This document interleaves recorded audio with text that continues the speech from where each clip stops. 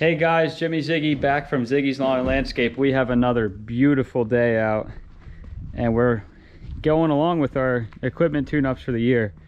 So Steve's over here. We got our 2017 Walker mower that needs to be a few things addressed.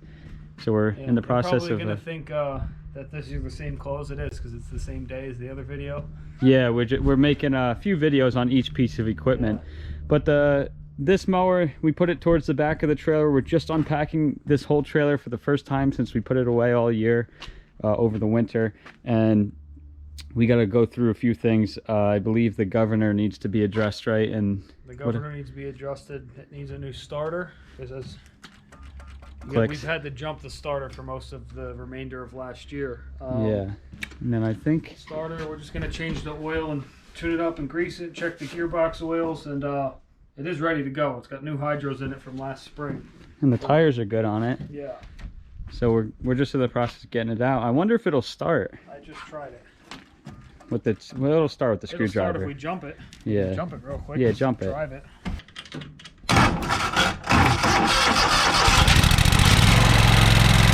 Yeah, let's do it right outside. It's so nice out. Yeah, it's really nice. Can't believe it's February here. Tires are definitely flat. No, they're not.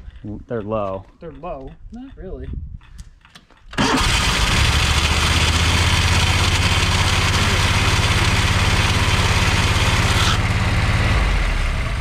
Starter's getting stuck. Yeah, it's getting stuck. So we just found a DB Electrical replacement one, which is a great brand to use. Yeah, we love DB Electrical. We run that in all of our trucks, and we haven't had any problems with it. See, like it's getting stuck. Yeah. Where? Oh yeah, the governor. I'm hoping it's the linkage on the carb. It's stuck. Yeah, see how it's like kinked? Yeah, let me try it. I hope it's not down in the... Oh yeah. You hope it's not the shaft going in, we right? gotta take this, we gotta split them. Well, motor's coming out anyway to do the starter. It wouldn't be the end of the world. We could try this real quick and just pop the linkage off of the carb. Disconnect it. It's the carb. It is? Yep. Yeah, that looks better. Look, it's springing back. Yeah. It definitely is? I think so. Let's manually run this. Yeah. It is? It's on the carb. It's probably water got down and made it stiff? Yeah, so... That's a good thing. Yeah. Because if we had to split the crank case, then we had to reseal it, and I didn't really want to do that. All right, so we are going to be doing the starter like we said before, and basically we're going to pull the motor out on these things. You guys have seen, probably if you do any research or you have a Walker mower or whatnot, and there's a lot of forums on Facebook and there's YouTube, and people are saying you can do the starter with the engine in. You can do different things with the engine in. It's really not that hard to take these engines out, guys. Pretty much you're going to need a 7/16. You're going to need a 5/16 for the throttle cable, a 3/4 inch for underneath for the 4 motor mounts, a 1/2 inch for the starter wire, a pair of pliers to get the fuel line off, and maybe a Phillips head to get the wire harness off in the front. Maybe a couple mismatched, maybe a flathead, but it's really not that hard. So we're going to start by taking the muffler covers off. We're only going to take one side off, I believe, because then we can just flip the bar up. That's it for this side. The muffler cover.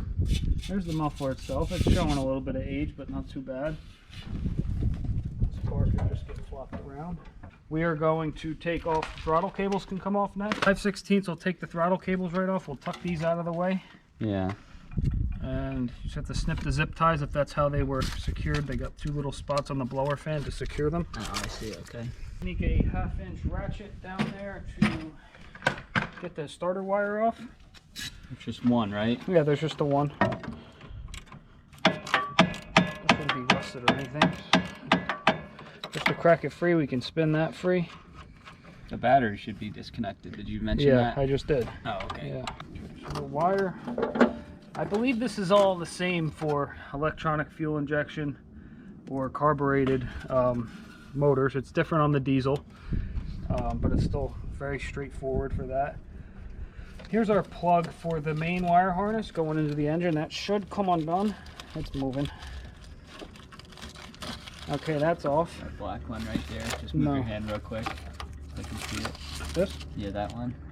We're going to take the drive belt off that goes from the pulley on the engine up to the jack shaft, which will turn this side and run the hydros. Okay. We will pull this off. This is your intake tube to your carburetor down to your secondary air filter. This can kind of just swivel out of the way here.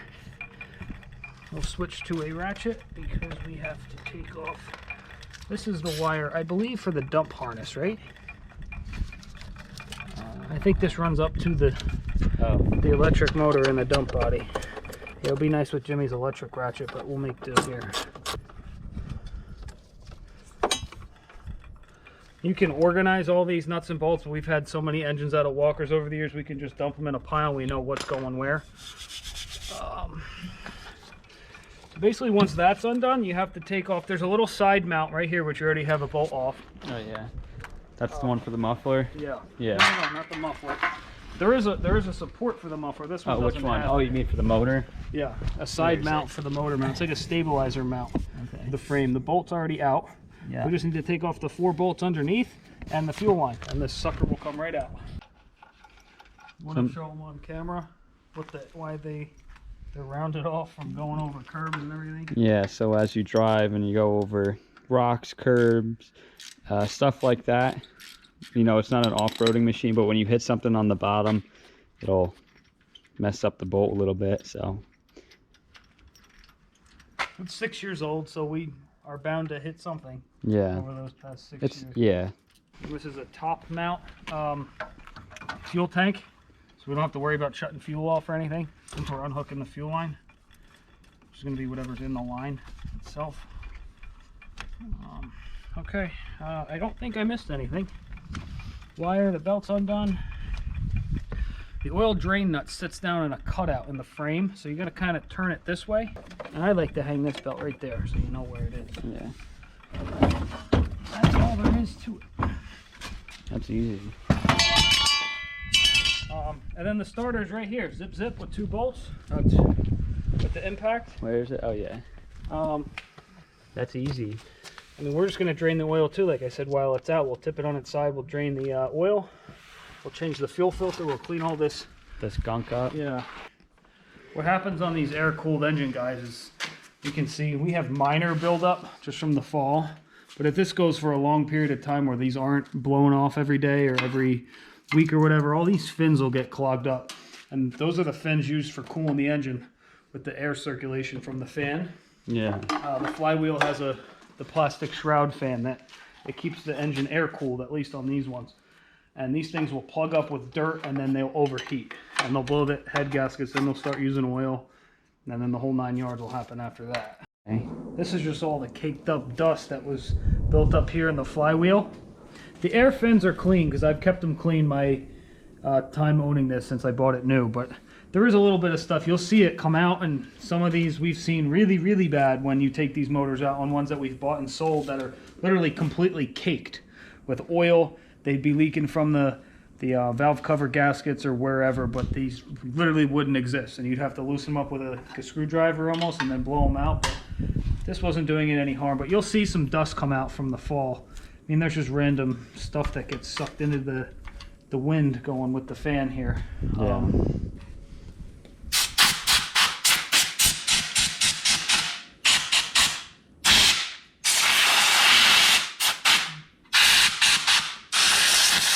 Got a little bit of play. Yeah, we figured out why it's getting stuck. It's got play in it. A little bit of play.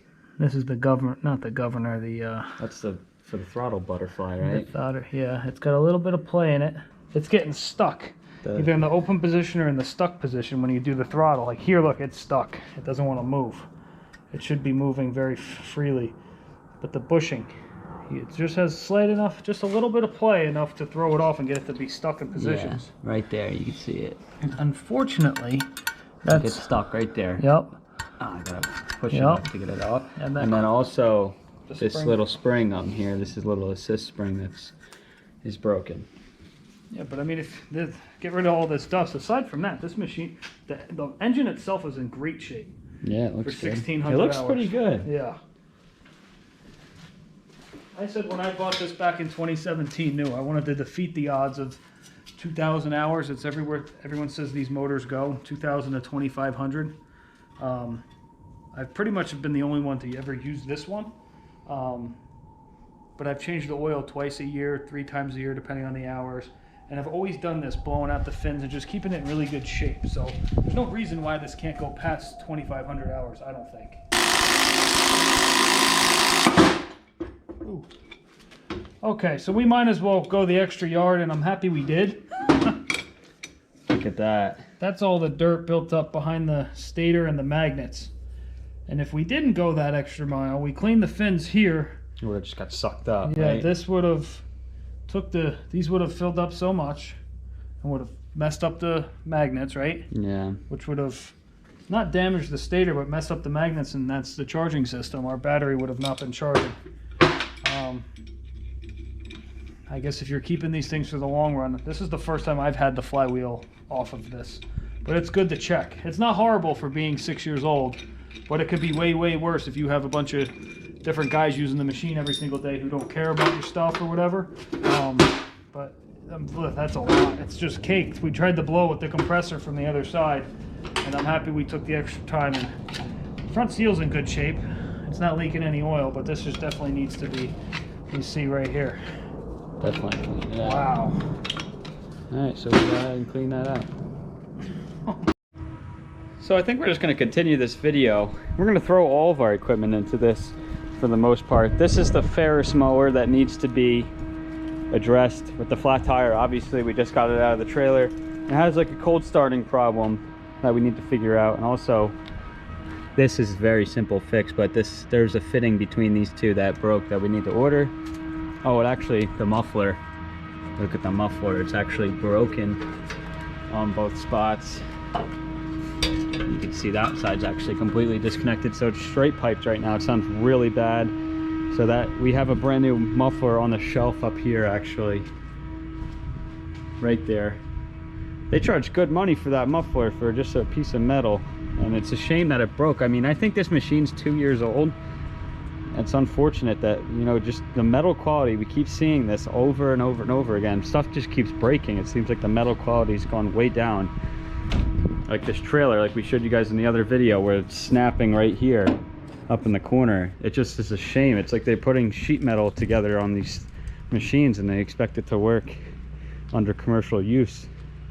So anyways, we're gonna have to fix that, which will be addressed in the video. This will get an oil change and fuel filter change. You just go through it, make sure that stuff looks good. Steve's over here just running the Skag windstorm just to blow off some of the excess leaves. We're heating that one up for an oil change. That's all that one needs. It doesn't need anything else.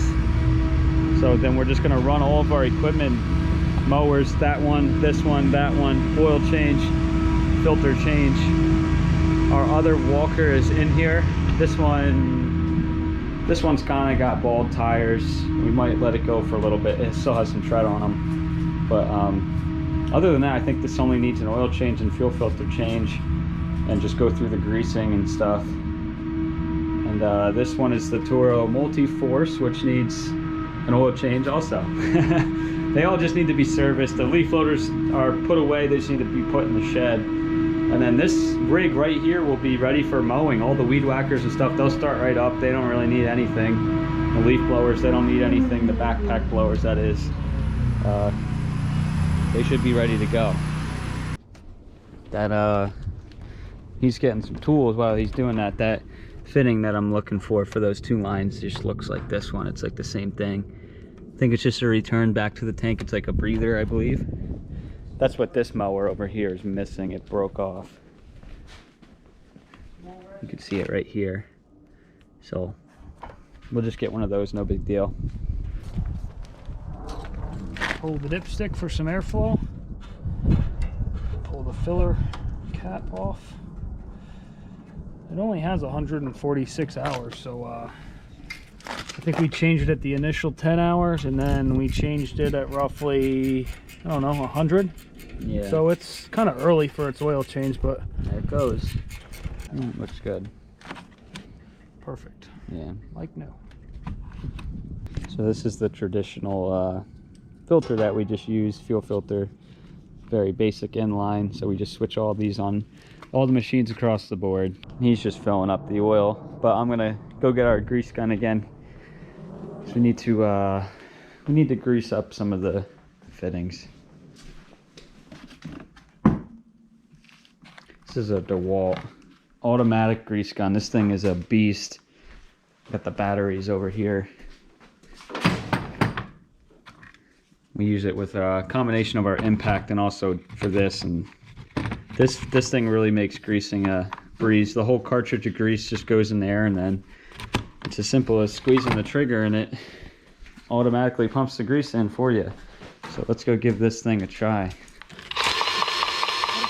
Okay, so I'm just getting done here with the oil change. I go to reinstall the oil filler cap, and stuff like this drives me crazy. It absolutely pisses me off, to be honest with you. The 3 mount bolts, support bolts for the muffler plate, like the muffler support, are broken. And as you can see here, the muffler is very loose. It's literally only U-bolted the U-clamp onto the exhaust pipe. Yeah. The pipe itself.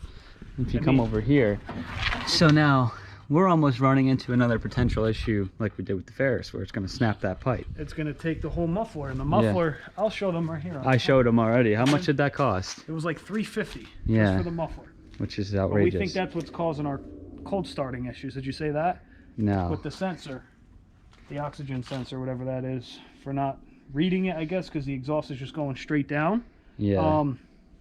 This machine was nothing about, it has nothing really to do with Skag, I don't think. It's Vanguard, right? I think so. Skag puts the motor in.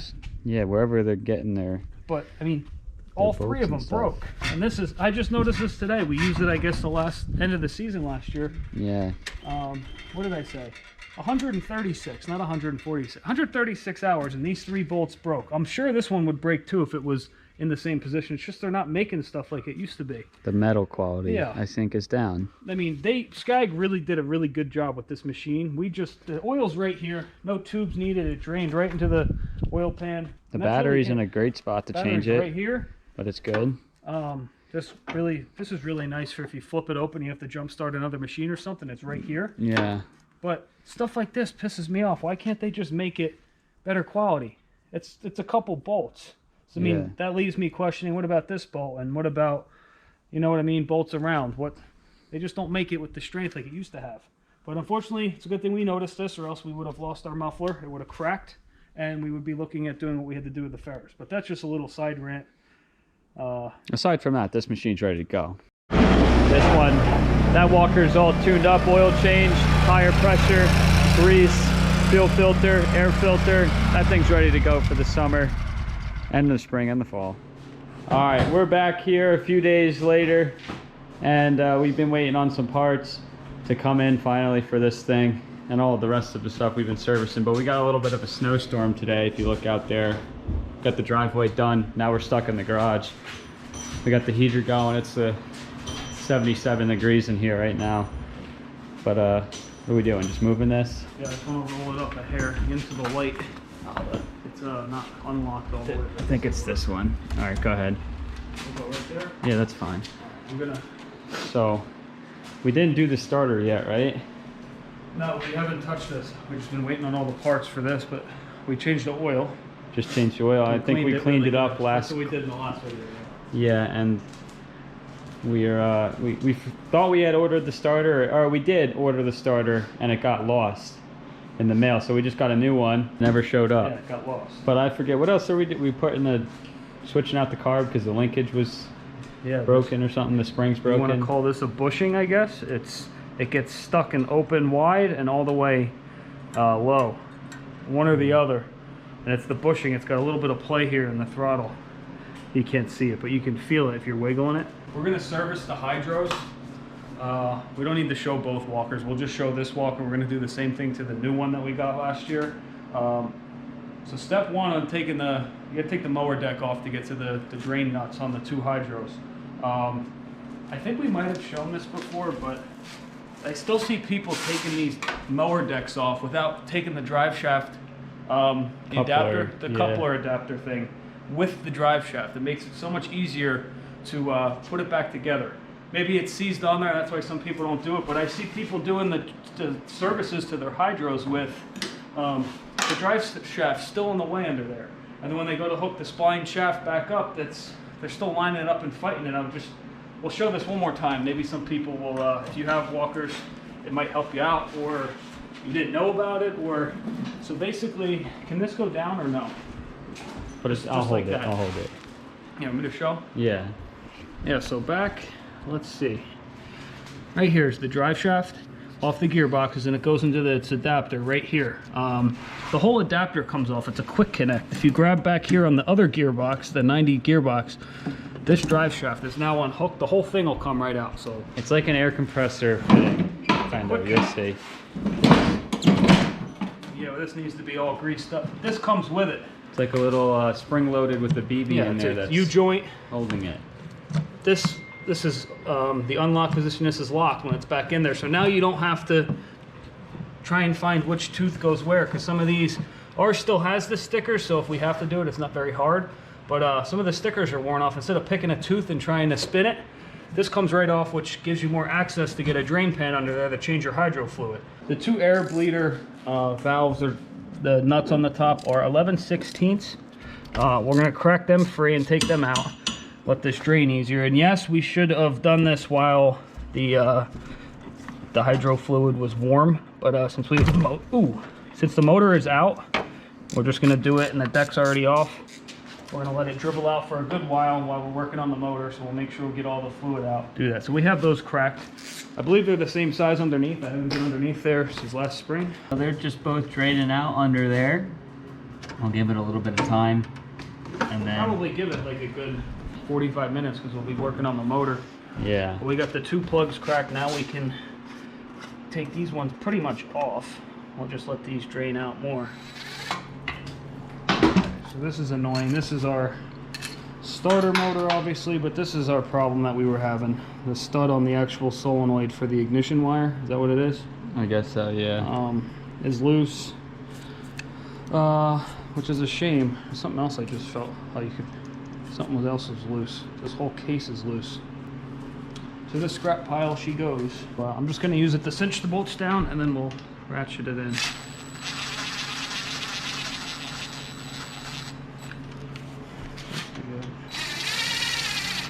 Terminal right here is nice and yeah, show them the number on the sticker. oh, yeah. You don't have to buy an OEM. This is DB Electrical starter, made in India, not made in China like all this other crap is. But we did the spark plugs, cleaned the air filter on the machine. We're putting a new carburetor on it. The seals are in good shape. We don't have them in stock. I thought we did, but they're in really good shape. We're hoping to get it at 1,600 hours. We'll hopefully get to 2,000 without something catastrophic happen. All right, so we have the drain plugs are installed on the bottom. We let all the fluid run out. And these caps, the lids go on normally, but it's reverse threads for the actual, this little plastic reservoir. So we'll screw this off. Like we said, once you take these are the air bleeders. For when you're filling the fluid up. But you take these reservoirs off, cross thread, we'll just put it here just so nothing dribbles out. And now you are able to, this is where you can fill your fluid up front. You pour the fluid through, it goes through that little hole, yeah, and it's going to bleed through this screen, which takes forever. So take these reservoirs off, you can fill it from here. And once you see the fluid start to come to the top of this, seal it, you can put your reservoirs back in, and then you can add to the reservoir and you're good to go. All right, it's pretty much done. The motor's back in, all greased up. We were doing some service on the gearboxes. Just gonna run it, test it out, and then we're gonna wrap up this video. We do the same sort of thing on all of our equipment. We just tune it up, go through what's necessary to fix, grease everything, change the oil, change the filters, check the tire pressures, you know, just a general maintenance list of everything. So let's see. We just gotta have to adjust the throttle cable since we had the motor out.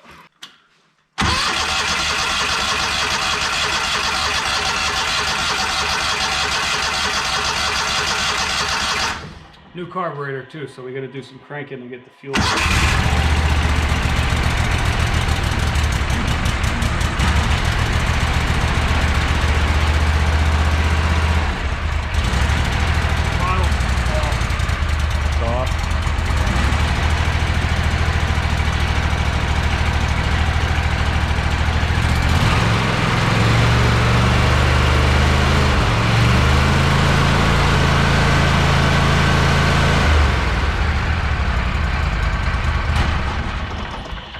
Cold. The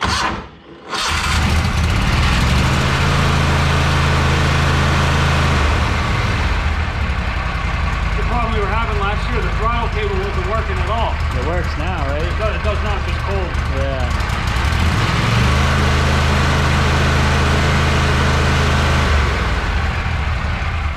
All right. That should wrap this one up, right? Yeah, we'll wrap the video up. I'm gonna check this other gearbox, which I think is good, but We'll check it out more in the daylight tomorrow and just make sure it runs around the driveway pretty well, but it should be good to go. yeah, people get really mad at these machines and how much maintenance is involved. I mean, if you keep up with the grease, I can say it from personal experience that this is original owner, 1,600 hours. I've said this a million times already, but I have not had to replace any of the bearings. I'm going to show over here. None of the none of these pulleys here. None of these arms with grease fittings. Everything is a grease fitting. Oh yeah, yeah. All these. There's I don't know. There's over 20 service ports, I guess, for grease. Yeah. I haven't had to replace any of that. None of them are loosey goosey. If you keep up with the greasing on these things and you keep these fins in the motor clean, you may go through a blower fan in its life. You may go through a hydro or two, but 6 years later, and we haven't had to replace. The motor's original, like the gearboxes are in pretty good shape. A little bit leaky, but I mean everything is solid. So you just gotta keep up with your maintenance on these things. Yeah, they're a pain in the butt, but once you figure them out, you'll be in good shape. That's the air compressor. Yeah, but that'll wrap this video up. Thanks for tuning along for us, taking the engine out and doing all this stuff to it. If it helped you, please give it a thumbs up and subscribe to our channel. That's it from us. Have a good day.